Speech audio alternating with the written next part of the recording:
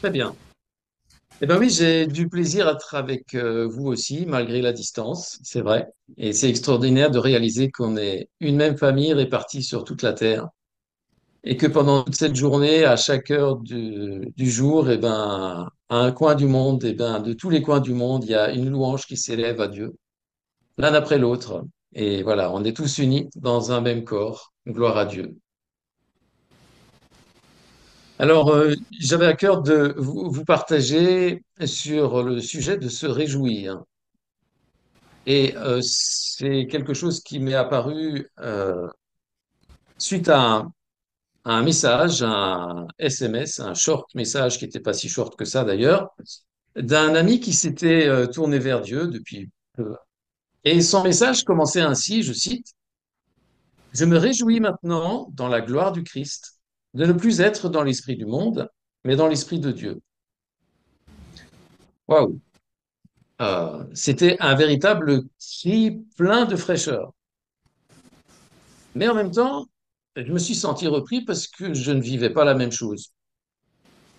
Alors oui, je suis d'accord, c'est vrai, il y a de quoi être heureux quand on pense au salut que Dieu a fait pour nous, tout ce que Dieu a fait pour nous. Mais peut-être qu'après X années de vie chrétienne, je suis un peu habitué à ces choses-là et de là à me réjouir. D'ailleurs, ça veut dire quoi, se réjouir?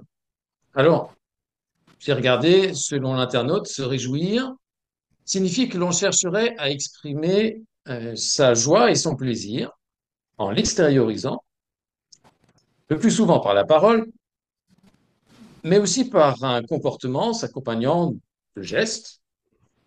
Et il s'agit principalement de communiquer vers son entourage son bien-être. OK? Et quand je lis ça, je me dis, est-ce que je sais exprimer ma joie? J'ai l'impression d'être un peu handicapé de ce côté-là. Surtout quand je lis certaines expressions de la parole de Dieu, notamment sous la plume de Paul. Alors, ça dépend des versions, hein, comment c'est transcrit, mais bondir de joie. Je sais pas si vous êtes déjà arrivé de bondir de joie,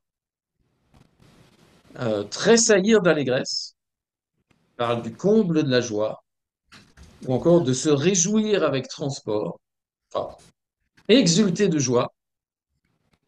Bon, ça change un peu de l'expression aujourd'hui mort de rire, quoi. Mais voilà.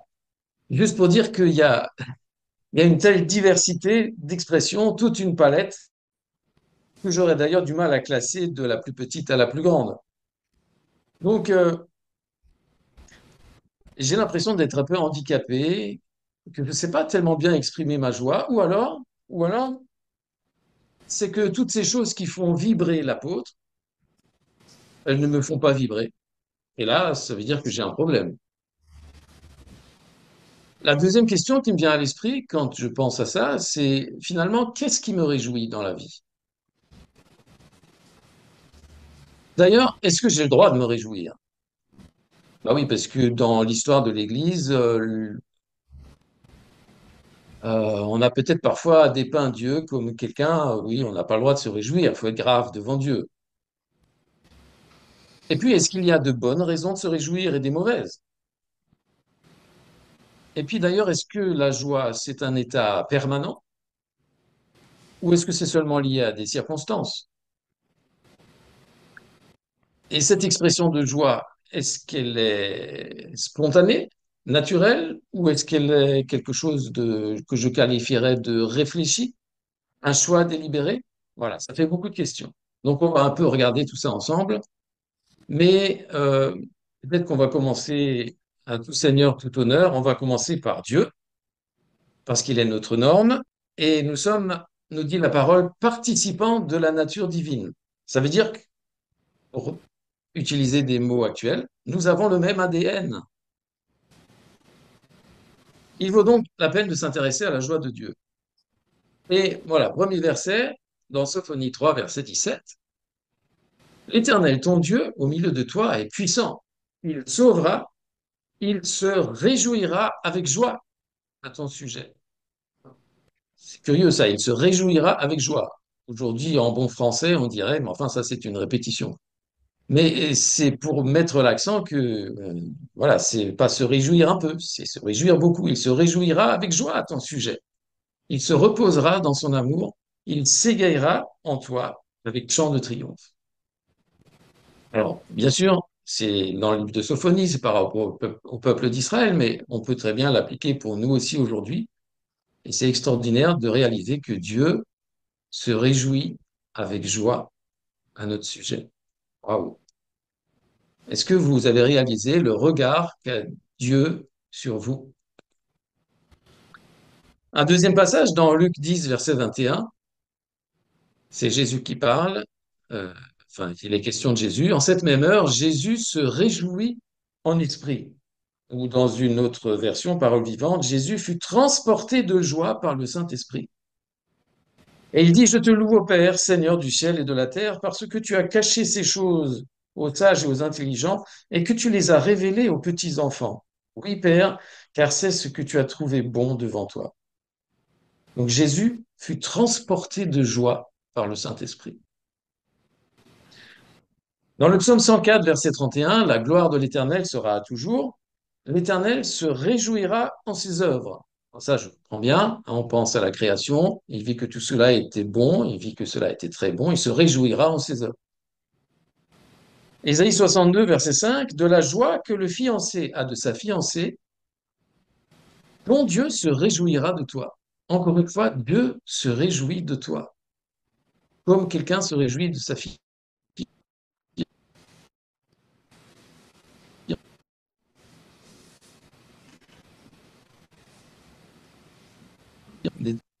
Qui se termine, entre, viens, bon et fidèle esclave, entre dans la joie de ton maître. Est-ce que je sais entrer dans la joie de mon maître, de Jésus? Et puis, Luc 15, verset 10, on connaît bien ce verset. Ainsi, je vous dis, il y a de la joie devant les anges de Dieu pour un seul pécheur qui se repent. Est-ce qu'on a de la joie quand il y a quelqu'un qui se repent devant Dieu? Jean 15, verset 11, Dieu vous a dit ces choses afin que ma joie soit en vous et que votre joie soit accomplie. Donc, ça veut dire que le Seigneur, notre Seigneur, il est dans la joie et il veut partager cette joie et il souhaite qu'on puisse rentrer dans sa joie. Hébreux 12, verset 2, Jésus, à cause de la joie qui était devant lui, a enduré la croix, ayant méprisé la honte. C'est ce qui, on pourrait dire aujourd'hui, c'est ce qui l'a fait tenir, parce qu'il regardait à ce qu'il y avait devant lui, à cette joie qui était devant lui. Et puis bien sûr, Galates 5, verset 22, ce sont les fruits de l'esprit, et la joie vient en deuxième position, car l'esprit de Dieu produit bien autre chose. Le fruit de l'esprit, c'est un, l'amour, deux, la joie, la paix, la patience, le bon caractère, l'amabilité, la serviabilité, la bonté, la générosité, la fidélité, la confiance dans les autres, la douceur, la modestie, l'humilité, l'aptitude à s'aider et à s'adapter, la tempérance, la chasteté, la maîtrise de soi. Donc, notre Dieu est un Dieu joyeux. Il a des émotions comme nous, il nous a créés à son image. Alors, on a un peu regardé quelques expressions de la joie dans la parole de Dieu. Et en fait, il se trouve que dans l'Ancien Testament, le livre où il est le plus fait mention de la joie, c'est dans les psaumes, 66 fois, et dans Isaïe, 41 fois. Dans le Nouveau Testament, le plus souvent, on trouve la joie dans l'évangile de Luc, 29 fois, dans les Actes, 20 fois, dans les Épîtres aux Corinthiens, 17 fois, et bien sûr dans l'Épître aux Philippiens, 13 fois. Donc, j'ai le droit de me réjouir puisque Dieu se réjouit, et d'ailleurs, Dieu m'invite à le faire. C'est plus qu'une invitation, d'ailleurs, c'est un impératif. Dieu nous dit, réjouissez-vous. Quoi? J'ai dit quelque chose qui n'est pas juste? Ah oui, oui, vous avez raison. Il faut citer le verset en entier. Réjouissez-vous dans le Seigneur. Ah, mais ça change tout. Ça change tout. Et c'est un vieux frère qui, dans le Seigneur, qui témoignait de sa lutte avec ce verset suite au décès de sa femme. Il ne comprenait pas que Dieu lui demande de se réjouir. Et il l'exprimait dans ses prières et il disait, Seigneur, je ne comprends pas, je ne peux pas, pas maintenant. Et cette lutte a duré plus d'un an, jusqu'à ce qu'il comprenne que Dieu ne lui demandait pas de se réjouir en vain, alors qu'il n'avait pas le cœur à se réjouir, mais il lui demandait de se réjouir dans le Seigneur. Ah, alors il a pu être d'accord avec Dieu et vivre pleinement ce verset. Mais ça veut dire quoi? En fait, se réjouir dans le Seigneur. Je vous mets le même verset dans la traduction parole vivante. Réjouissez-vous en tout temps d'être dans la main du Seigneur. Réjouissez-vous de tout ce qu'il est pour vous. Oui, je le répète, trouvez votre joie en lui. Ah oui, d'accord. Je me réjouis d'être dans la main du Seigneur. Je me réjouis de tout ce qu'il est pour moi. Je trouve ma joie en lui. Alors, il y a différentes sortes de joie qui sont nommées dans la parole. Et on peut se poser la question, donc, est-ce qu'il y a de bonnes raisons de se réjouir et des mauvaises? Alors, de bonnes raisons, oui, Dieu nous en donne dans sa parole. Nous allons en lister quelques-unes tout à l'heure. Et des mauvaises. Ah ben oui, hélas, hélas, il y en a. Vous voulez un exemple? Ouais, ce sont les pharisiens, les sadducéens, voilà, les représentants religieux qui se réjouirent et convinrent de lui donner de l'argent quand Judas s'apprête à trahir. Alors bon, non, c'est une mauvaise raison de se réjouir, nous sommes bien d'accord. Et puis, il y a aussi les mauvaises joies, on va dire, qui sont liées à des plaisirs illicites, comme l'adultère, comme la fornication, la pornographie. Mais je pense qu'il y a aussi des fausses joies. Non pas qu'elles soient forcément mauvaises, mais ce sont des joies qui passent, qui ne reposent pas sur du solide. Une joie, un plaisir ou un bonheur qui laisse une amertume après coup. Une somme toute ne vaut pas le coup, se flétrit, se déprécie. Je pense par exemple à Jonas avec le Kikajon qui lui faisait de l'ombre, il se réjouit, mais sauf qu'il s'est fané, et ensuite, eh ben, voilà, il n'est plus dans la joie. Ce qui nous conduit à la question suivante, est-ce que la joie est un état plus ou moins permanent, ou bien est-ce que cette joie elle est seulement liée à des circonstances? Alors, si nous trouvons nos joies uniquement dans les circonstances, ces joies peuvent être très fluctuantes, hein. Il fait beau, je suis content. Il pleut, je râle. Surtout si je suis français, j'aime bien râler. J'ai gagné de l'argent, tout va bien. J'ai perdu de l'argent, je suis dans la cave. J'ai eu des compliments, je me sens bien. J'ai eu des critiques, je déprime ou je suis en colère. Bon, mais de là être dans la joie de façon permanente, c'est possible. Pourtant, c'est bien un fruit de l'esprit. Alors, on trouve peut-être des éléments de réponse dans la question suivante. Donc, est-ce que cette expression de joie, elle est spontanée, naturelle, ou bien est-ce que ce serait plutôt quelque chose de réfléchi, un choix délibéré? Et là, j'ai envie de répondre les deux, mon capitaine. On va prendre quelques exemples. Exode 4, verset 14, la colère de l'Éternel s'embrasa contre Moïse, et il dit, Aaron le Lévite n'est-il pas ton frère? Je sais qu'il parlera très bien, et aussi le voici qui sera à ta rencontre, et quand il te verra, il se réjouira dans ton cœur. Ça, c'est du spontané.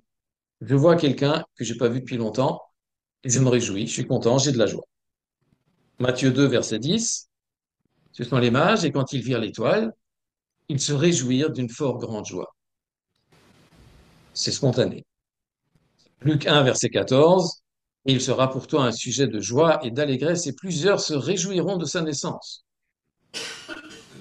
Luc 1, verset 58, et ses voisins et ses parents apprirent que le Seigneur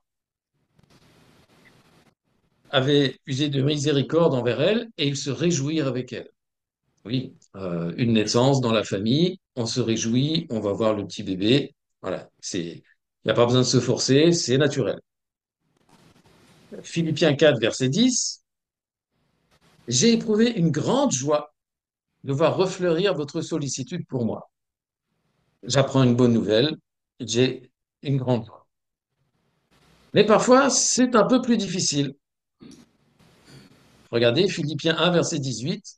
Que leurs intentions soient inavouables ou sincères, le Christ est de toute façon annoncé et je m'en réjouis.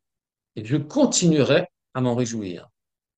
Et même dans la traduction parole vivante, c'est traduit par je veux continuer à m'en réjouir sans laisser se troubler ma joie. Je veux continuer à m'en réjouir. Donc là, c'est pas tout à fait spontané. Peut-être qu'il y a même un peu de contrariété, mais à tout bien réfléchir, eh bien oui, je peux me réjouir et même je veux continuer à m'en réjouir. Il s'agit donc d'un choix. Je choisis de me réjouir. Je choisis de continuer à me réjouir dans quelque chose. J'appelle ça une joie réfléchie. J'ai de la joie dans telle ou telle chose parce que je lui accorde de la valeur. Et évidemment, je me pose la question, mais qu'est-ce qui a vraiment de la valeur pour moi? Et du coup, eh ben, en y réfléchissant bien, eh ben oui, la joie, elle est liée au prix accordé aux choses.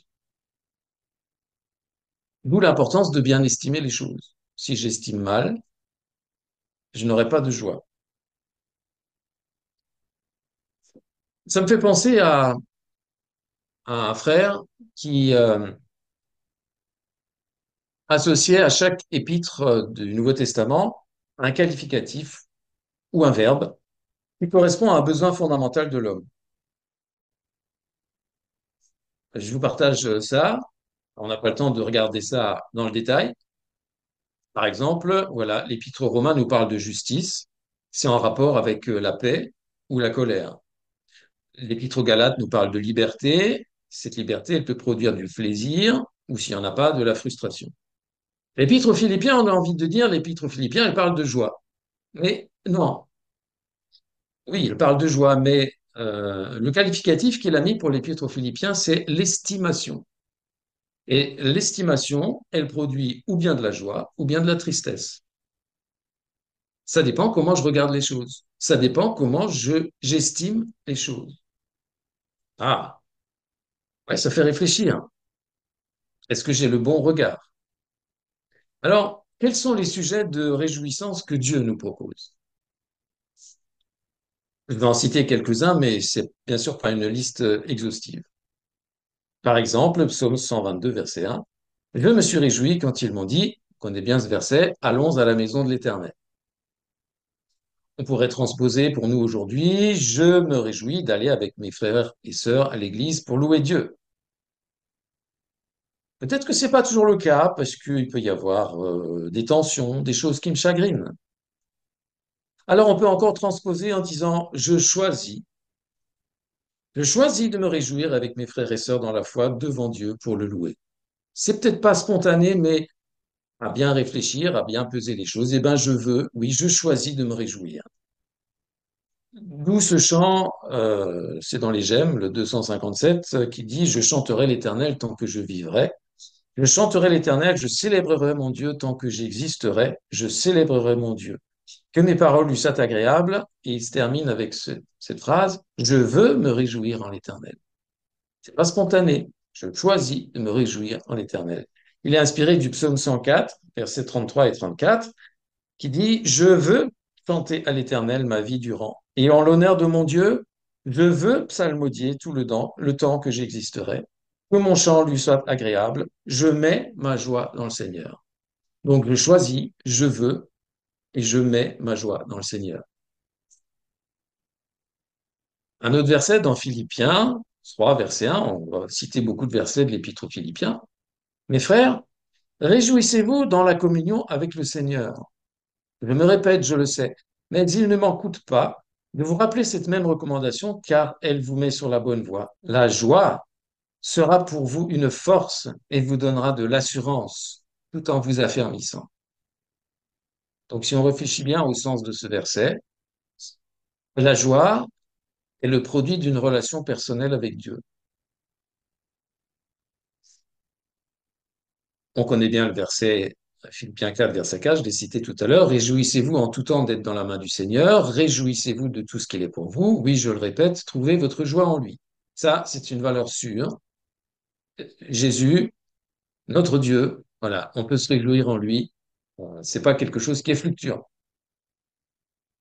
Luc 10, verset 20, ne vous réjouissez pas de ce que les esprits vous sont assujettis, mais réjouissez-vous parce que vos noms sont écrits dans les cieux. On l'oublie parfois, mais ça aussi, c'est une valeur sûre. C'est Dieu qui le dit. Vous êtes tourné vers Dieu, c'est votre Seigneur, c'est votre Sauveur, alors je peux me réjouir. Vous pouvez vous réjouir parce que votre nom est inscrit dans les cieux. Voilà, des sujets de réjouissance qui sont des valeurs sûres. Alors, euh, se réjouir dans ce qui est une valeur sûre. Eh, alors, on va lire Proverbe 5, verset 18. Une valeur sûre. Fais ta joie de la femme que tu as aimée dans ta jeunesse, biche charmante, gracieuse gazelle, que tes charmes t'enivrent toujours et que tu sois sans cesse épris de son amour. Vous êtes sûr que c'est une valeur sûre, même avec le temps, même avec l'âge? Ça me fait réfléchir. Comment est-ce que je regarde mon conjoint? Est-ce que je peux trouver ma joie dans celui ou celle qui s'est peut-être un peu flétri avec l'âge? Eh bien oui. Oui, parce que je choisis. Je choisis d'être reconnaissant pour le conjoint que Dieu m'a donné. Je choisis d'être reconnaissant pour le conjoint que Dieu m'a donné. Est-ce que vous pensez à remercier le Seigneur pour le conjoint que Dieu vous a donné si vous avez un conjoint? Et oui, la joie vient de la reconnaissance, ou la reconnaissance produit la joie.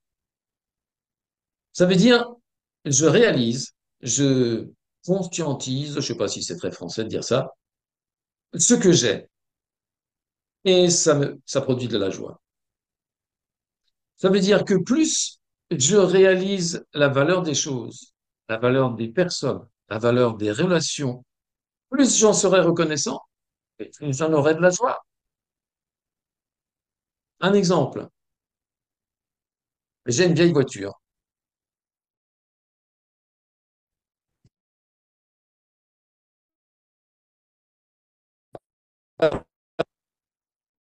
Et je me dis, quand même, lui, il a une jolie voiture.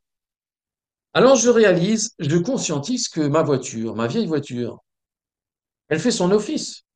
Et je suis bien content de l'avoir.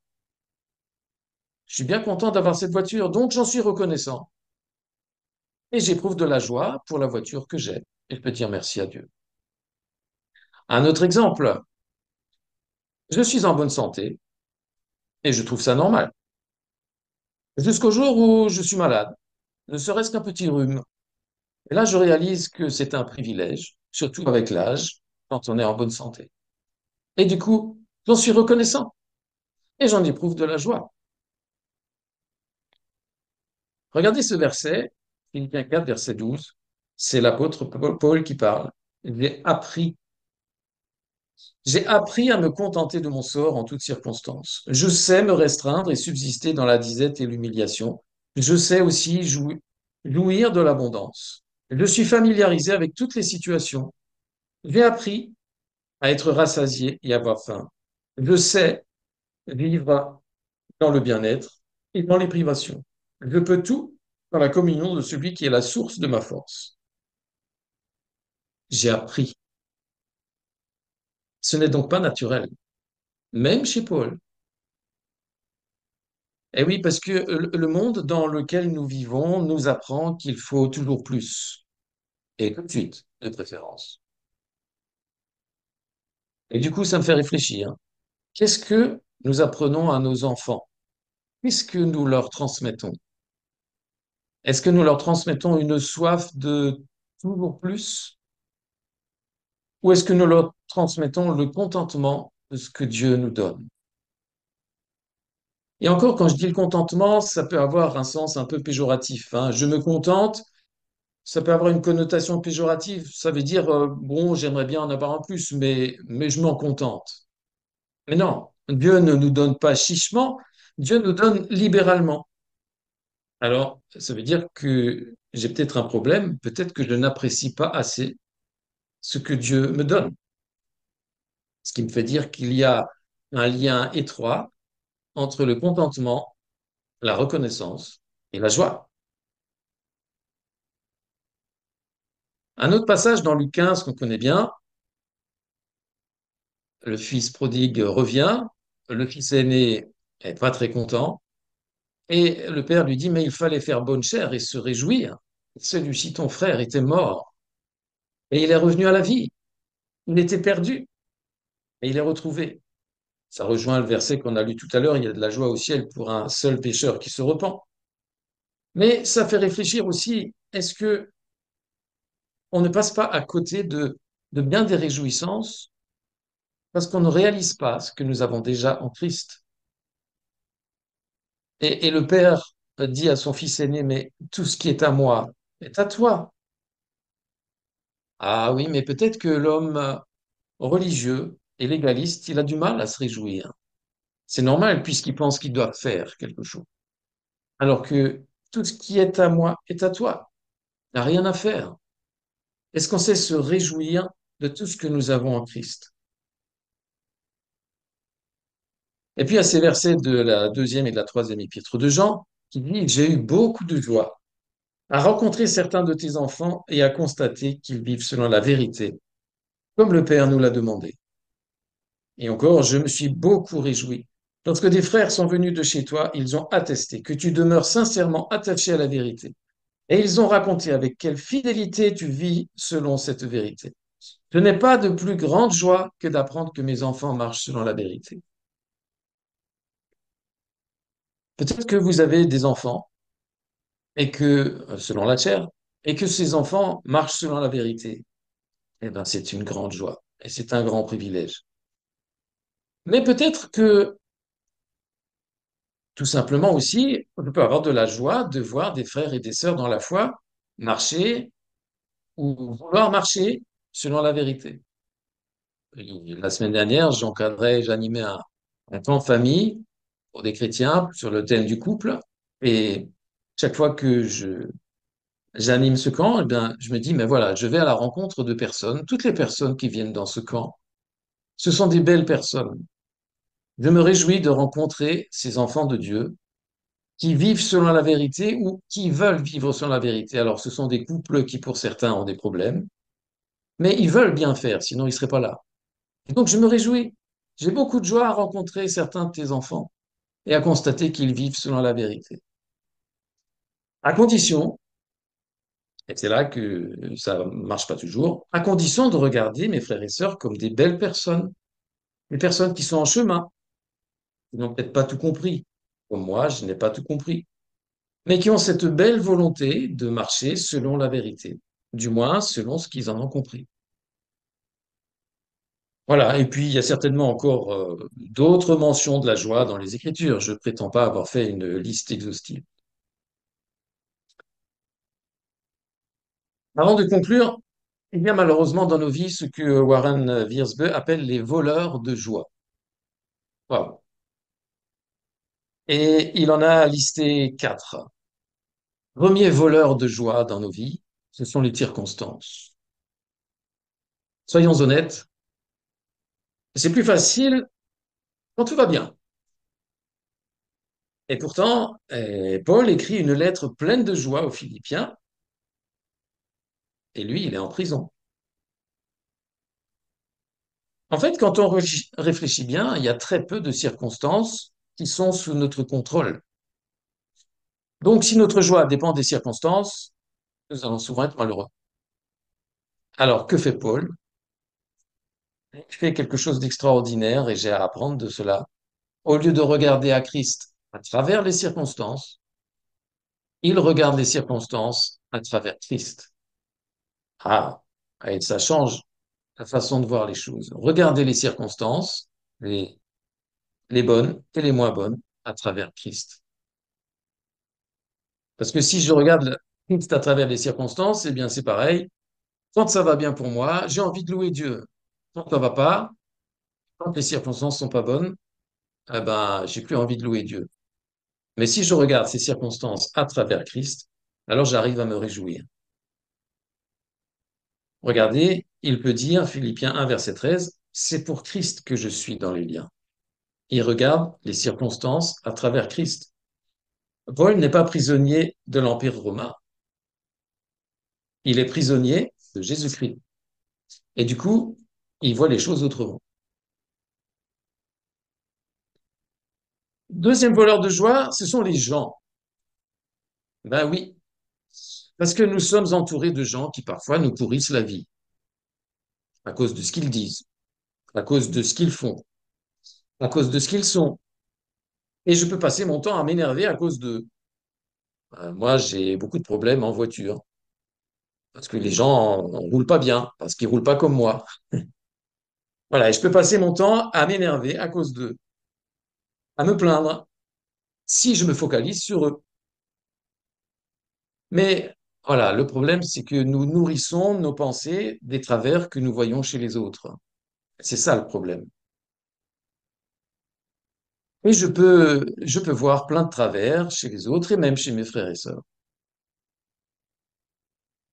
Et si vous regardez l'Épître aux Philippiens, Paul ne relève pas les faux pas des Philippiens. Il se réjouit de leur progrès. Il se réjouit de leur foi. Il se réjouit de leur sollicitude. Et il fait confiance. Regardez Philippiens 1, verset 6, je suis persuadé qu'après après avoir si bien travaillé en vous, le Seigneur achèvera son œuvre. J'ai confiance en lui. Il la développera, la complétera, la rendra parfaite pour le jour du retour de Jésus-Christ. Et il y a des choses qui me chagrinent chez mes frères et sœurs. Il y a des choses qui peuvent me chagriner chez mes enfants. Mais faisons confiance dans le Seigneur. Il a commencé une œuvre. Il va la continuer, la développer, la compléter et la rendre parfaite.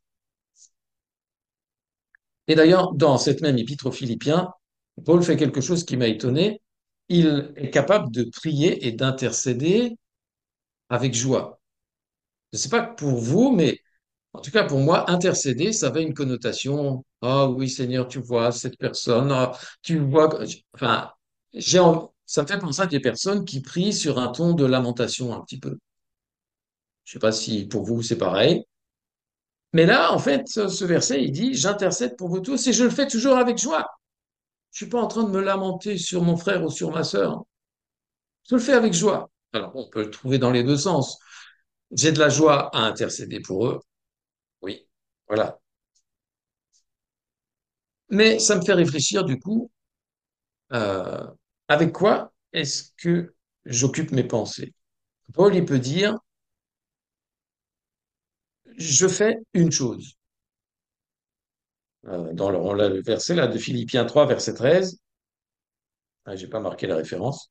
Je n'ai qu'une préoccupation. Je fais une chose. Oubliant le passé et le chemin parcouru, je tends de tout mon être et de toute mon énergie vers ce qui est devant moi. Les yeux rivés au but, je m'élance vers le prix de la course que Dieu nous appelle à recevoir là-haut, vers la vie céleste dans la communion avec Jésus-Christ. Voilà. Oubliant le passé, je peux passer ma vie à être tourné vers le passé et avoir des regrets. Je peux être contrarié par les choses que je vis au présent. Mais Paul, il dit, voilà, oubliant le passé, le chemin parcouru, je tends de tout mon être et de toute mon énergie vers ce qui est devant moi. Regardons au but. Et donc, cette joie, elle va aussi dépendre de la façon dont j'occupe mes pensées. Avec quoi est-ce que j'occupe mes pensées? Eh bien, Paul, il peut dire, voilà, que tout ce qu'il y a de vrai, de noble, d'honorable, ce qui a une réelle valeur et qui est juste, pur et digne d'être aimé, eh bien, que ces choses-là occupent vos pensées.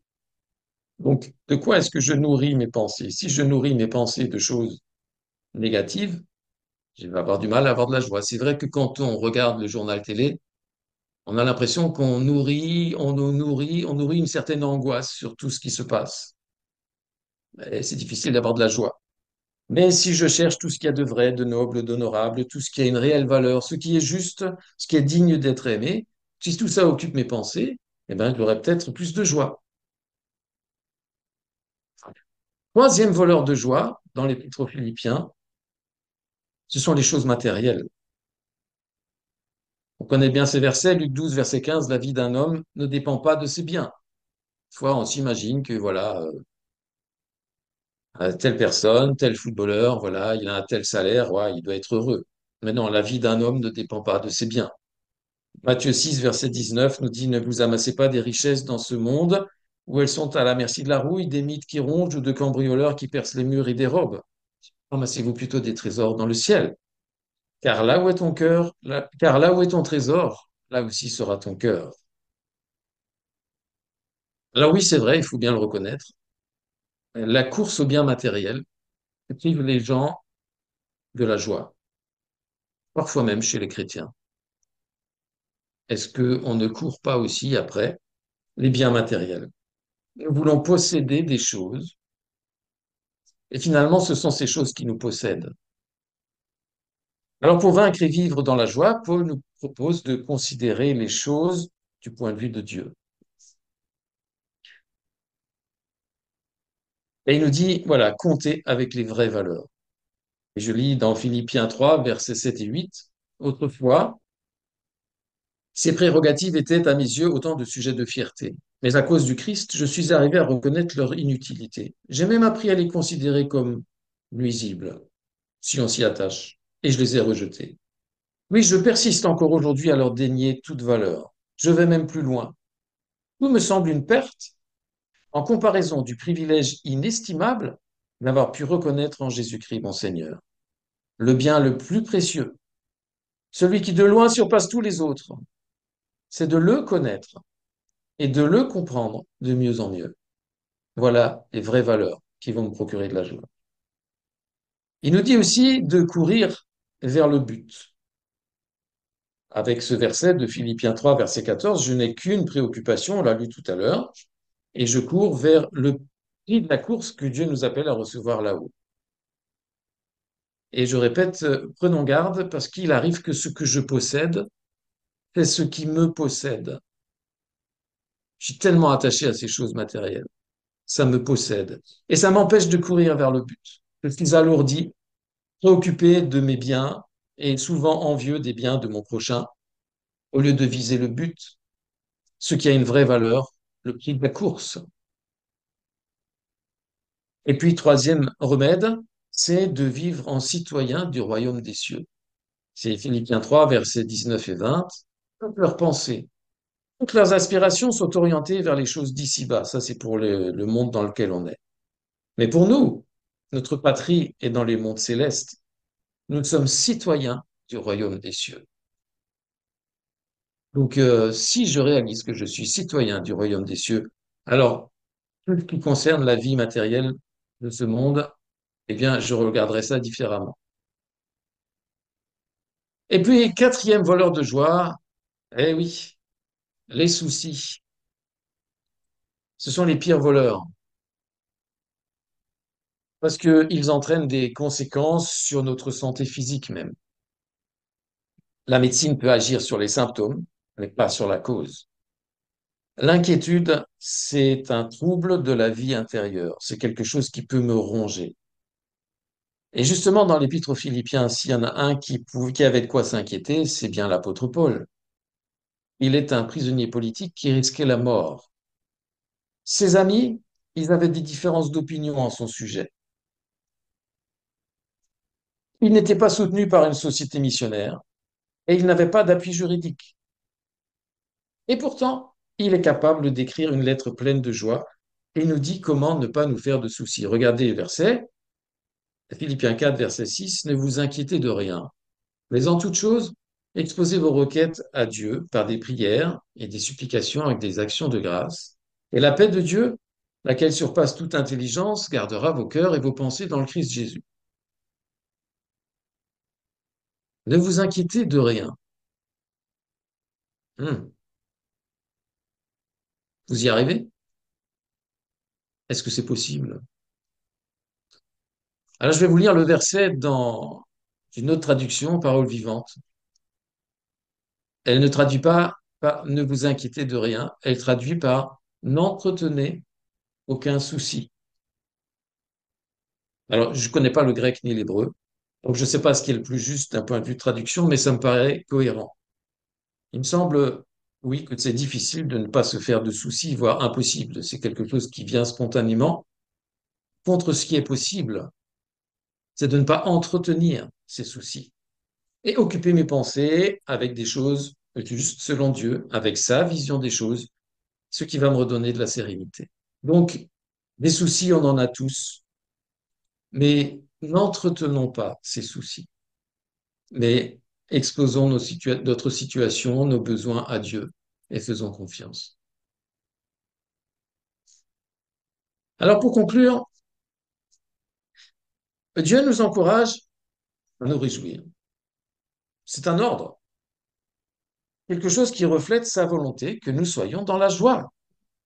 Si vous regardez dans l'Ancien Testament, les fêtes dans l'Ancien Testament, euh, voilà, il était même dit que Dieu accordait de l'importance, il voulait que son peuple soit joyeux. Donc, chercher à être heureux, chercher à être dans la joie, chercher le bonheur et tout ce qui peut y contribuer, être bien dans ses baskets, comme on dirait aujourd'hui, c'est selon la volonté de Dieu. Dieu nous veut joyeux. Et il a tout fait pour ça. Alors il reste le monde dans lequel on est, il reste les circonstances, il reste les gens, il reste voilà toutes sortes de choses qui peuvent nous priver de joie. Mais fondamentalement, Dieu veut que nous soyons dans la joie. Alors, pour autant, il ne s'agit pas de chercher la joie pour la joie, mais plutôt chercher ce qui contribue à la joie. Qu'est-ce qui contribue à la joie? Eh bien, pour ça, il faut cultiver la reconnaissance. C'est une clé dans notre vie, être reconnaissant. Cultiver bien sûr notre relation avec Dieu, puisque la joie, elle vient aussi de notre relation avec Dieu. Et puis repasser encore et encore dans nos cœurs toutes les promesses de Dieu pour nous et réaliser toujours plus qui je suis en Christ. Voilà, que personne ne vous ôte votre joie. Je voudrais terminer avec une prière. Notre Père, tu es un Dieu extraordinaire.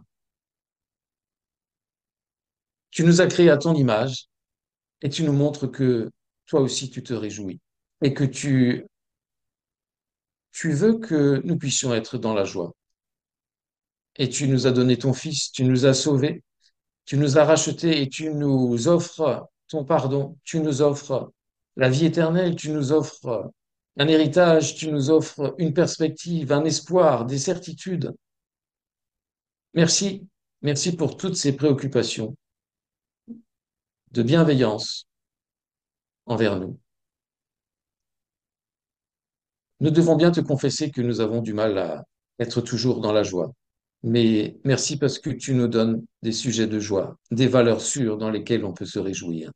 Merci pour le modèle que tu nous as laissé, pour Jésus, pour sa marche, pour ce qui l'a motivé, pour ses actes. Merci pour mes frères et sœurs. C'est vrai que nous devons confesser que devant toi que nous n'avons pas toujours un regard juste sur les personnes qui nous entourent. Nous aimerions voir les personnes qui nous entourent comme toi tu les vois et pouvoir nous réjouir. Et puis il y a tout ce qui vient ternir notre joie, tous ces voleurs de joie. Nous avons encore à grandir et à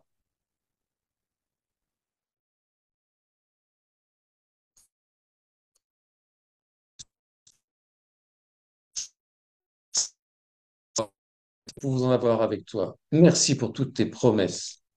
Merci pour tout ce que tu as fait pour nous. Merci pour tout ce que tu as fait de nous. Nous voulons être dans la joie et te remercier dans le nom de Jésus. Béni sois-tu, Père. Amen.